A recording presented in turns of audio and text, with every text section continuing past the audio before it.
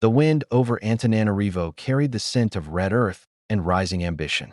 Madagascar, long regarded by the world as an overlooked, quiet nation, was stirring. Its people were murmuring, its youth were rising, and its leaders were sensing the tremors of a continent rapidly reawakening. But no one, not even France, the former colonial power that believed it understood Madagascar better than anyone else, expected what was about to unfold. It began on an ordinary morning, one that would soon become legendary across Africa. A convoy of vehicles wound through the capital's hills, racing toward the presidential palace. Cameras flashed, drones swirled overhead, and streets crowded with citizens chanting a single name: Traoré, Traoré, Traoré. Not because Captain Ibrahim Traoré of Burkina Faso was physically there, but because his spirit, his ideology, his refusal to kneel before neo-colonial influence had ignited a spark across the continent. Young Malagasy people, long frustrated with poverty and exploitation, saw in him a symbol of courage, defiance, and rebirth. Now Madagascar was preparing to follow his path, and the world, especially France, was not ready. The rebellion of sovereignty President Andrianina Rakitoveo stood at the tall windows of the Iavaloha Palace, the morning sun painting his silhouette gold. Unlike his predecessors, Rakitoveo was not a textbook technocrat groomed for Western approval. He was a former engineer, a son of fishermen, a man who had spent years watching Madagascar's natural wealth leave its shores while its people remained poor. He was done watching. He tightened his coat as the distant thunder of chanting echoed across the hills. His advisor, Minister Rezoanevo, walked in, tension etched into her expression. "They know what today means," Rakitoveo murmured. "Yes," she replied. "And so does France." France. That single word hovered in the air like an old ghost. For more than a century, Paris had treated Madagascar as a strategic jewel, a military outpost, a mining treasury, a geopolitical claim they assumed no one would challenge. Even after independence, France kept a tight grip through intelligence networks, corporate monopolies, and diplomatic manipulation. But something had changed. Burkina Faso, Mali, Niger, the wave of sovereign revolutions in West Africa had awakened the continent. Traoré's fiery speeches against exploitation had traveled from Ouagadougou to Dakar, from Kinshasa to Dar es Salaam, and now, deep into the Indian Ocean. Madagascar listened. And now, it was ready to act. The announcement that shook Paris. The presidential hall was packed with journalists from across the world. Malagasy flags fluttered behind the podium. A hush settled as President Rakitoveo approached the microphones. "Today," he began, his voice steady but resolute, "Madagascar declares a new era." Flashes burst like lightning. France's ambassador, stiff, uncomfortable, shifted in his seat. "No longer will we allow foreign powers to dictate our development. No longer will we accept unfair contracts or hand over our resources for pennies." The hall rumbled with murmurs. Rakitoveo paused, then delivered the shockwave. "We have signed a comprehensive strategic development partnership with the Republic of India, one grounded in equality, sovereignty, and shared prosperity." Cameras exploded with noise. "In this partnership," he continued, "India will support Madagascar with $45 billion in infrastructure, energy, agriculture, defense modernization, and digital transformation. Together, we will build a Madagascar that stands tall among nations." At the back, the French ambassador's face turned pale. "And to our African brothers and sisters," Rakitoveo finished, "we walk proudly in the footsteps of those who reclaimed their destiny. We walk in the path of Burkina Faso's Captain Ibrahim Traoré toward a sovereign Africa." The hall erupted. Within minutes, headlines detonated across the world. Madagascar rejects French influence. India makes historic move into the Indian Ocean. Traoré effect now reaches Madagascar. France, blindsided, launched an emergency meeting at the Élysée Palace. They had not seen this coming. Paris in panic. Inside a high-security chamber, French President Fournier slammed his palm against the table. "Madagascar cannot do this without our permission," he barked at his ministers. But they exchanged uneasy glances. This wasn't the 1950s. France no longer had the unquestioned power to dictate the affairs of its former colonies. "India is expanding aggressively into Africa," one advisor said. Their partnership with Madagascar threatens our control over mining interests, military access routes, and the entire Indian Ocean corridor. Another minister added, and now Madagascar invokes Traoré? This is turning into a real Pan-African resistance. If we don't act, more countries will break away. France's foreign intelligence director cleared his throat. We propose covert pressure strategies, economic retaliation, diplomatic isolation, funding opposition movements. It has worked before. President Fournier considered it. But something was different now. India was a heavy power. The African population was increasingly awake and defiant. And France's influence was cracking under global scrutiny. Proceed carefully, he ordered. But we cannot let Madagascar fall out of our sphere. But Madagascar was already gone. The India alliance. Born from Equality weeks earlier, President Rakotoveo had traveled secretly to New Delhi.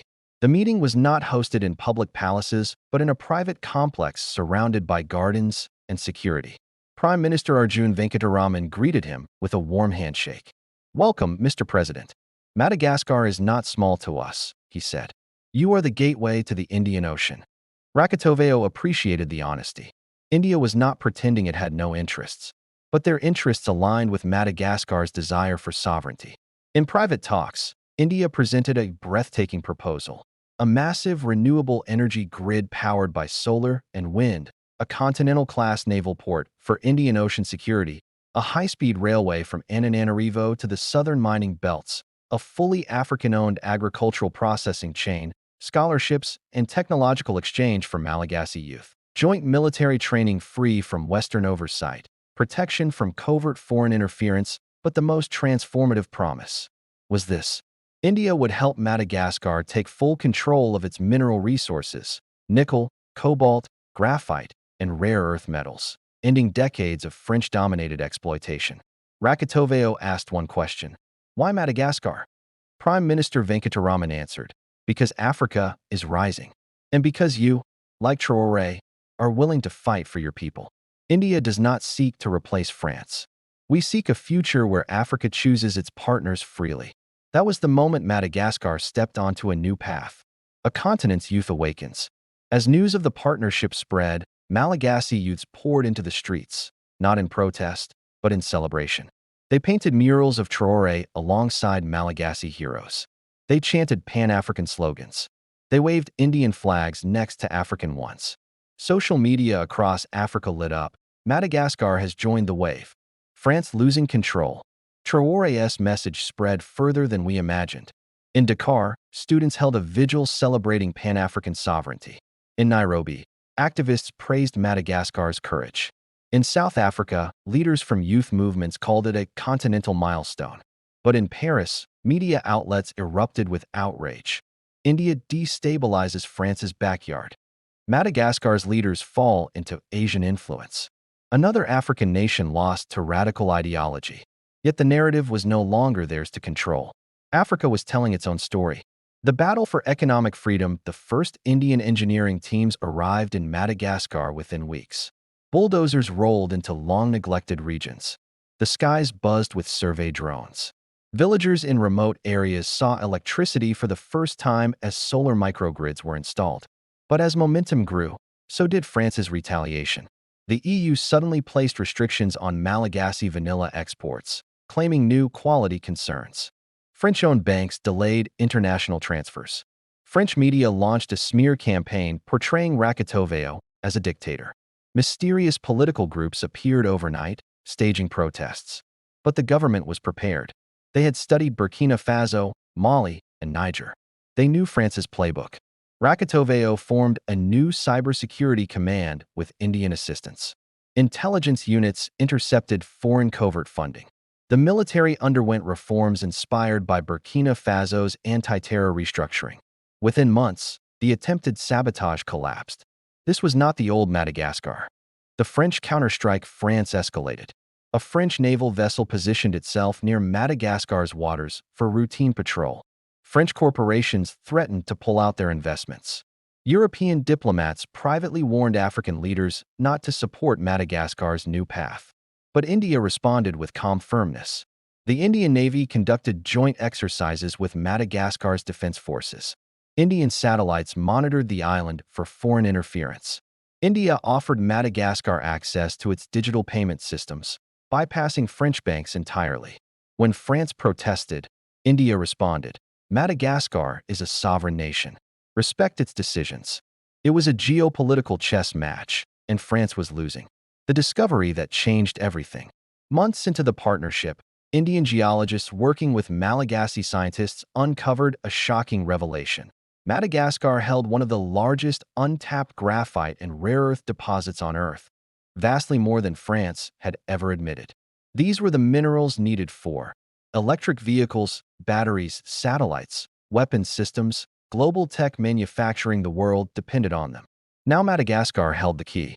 The reports spread like wildfire. India offered to help Madagascar develop processing plants instead of exporting raw materials. France panicked. For decades, they had hidden the true scale of Madagascar's wealth. Now the truth was out. Antananarivo's rising skyline 2 years passed. The capital transformed into a construction symphony. Cranes dotted the horizon.